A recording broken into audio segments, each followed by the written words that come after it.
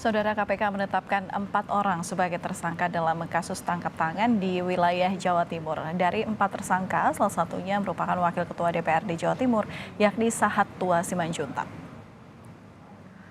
Selain Sahat, 3 orang lainnya yang ditetapkan sebagai tersangka adalah staf ahli Sahat Tua, yakni bernama Rusdi, Kepala Desa Jalgung Sampang, Jawa Timur, Abdul Hamid, dan Ilham Mahyudi selaku koordinator lapangan kelompok masyarakat.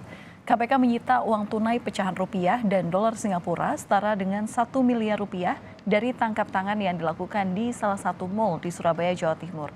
Keempat tersangka ditahan selama 20 hari hingga 3 Januari 2023.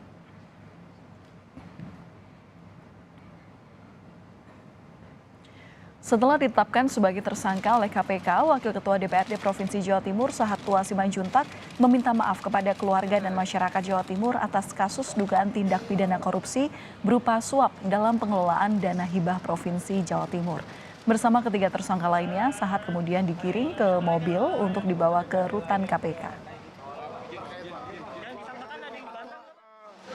Saya salah.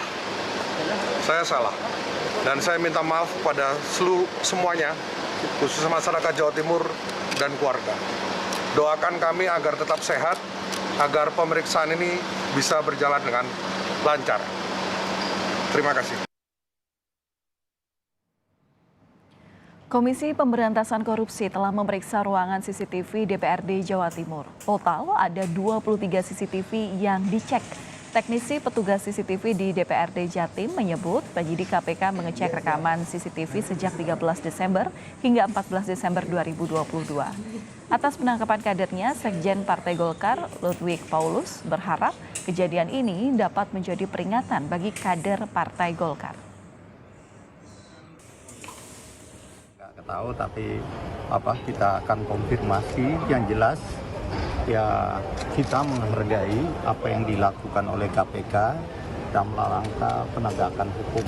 Ya, kita harap juga ini jadi cambuk dan peringatan buat kader-kader Golkar untuk menghindari hal-hal seperti itu.